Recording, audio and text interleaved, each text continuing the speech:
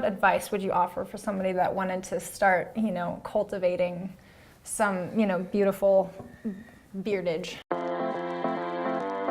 Once you get through the itchy phase, you let it grow out, it gets away from your face a little bit, you're good.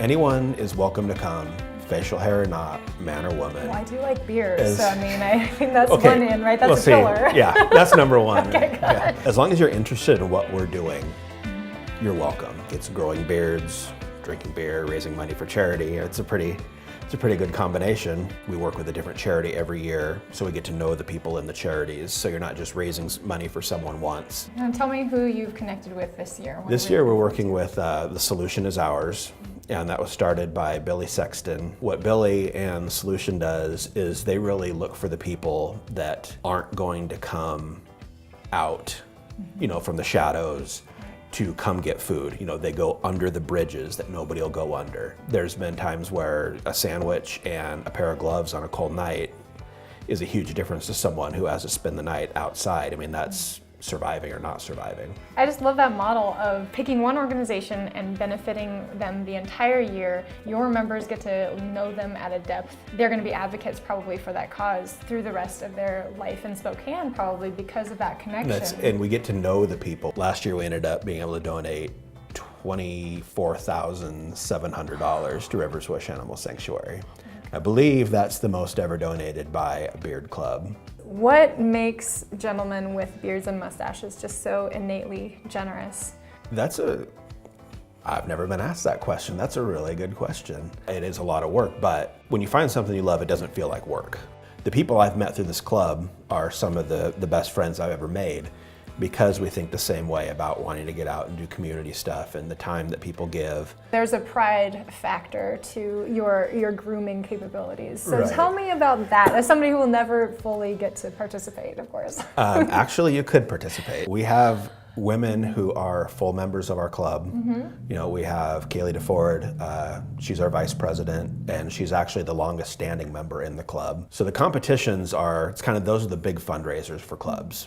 And there is a category for women called Build a Beard.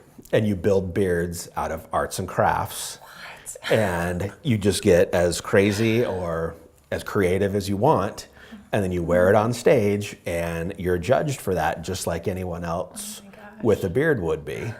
People always say, oh, I'm a woman, I can't come or I can't compete. And it's like, nope. See, I have this competitive side of me that's like, man, I want to go in.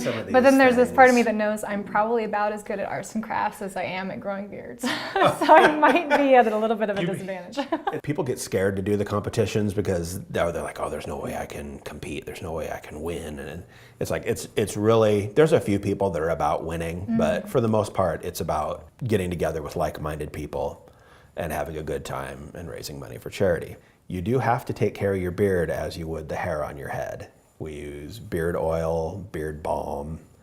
I have a special wood comb that I use just for my beard. It's, if you want it to look, Be willing to put in the work. Right. Yeah. Yeah. It's just like anything else you want to be good at, right? Yeah. You got to put in the work. You gotta put in the time.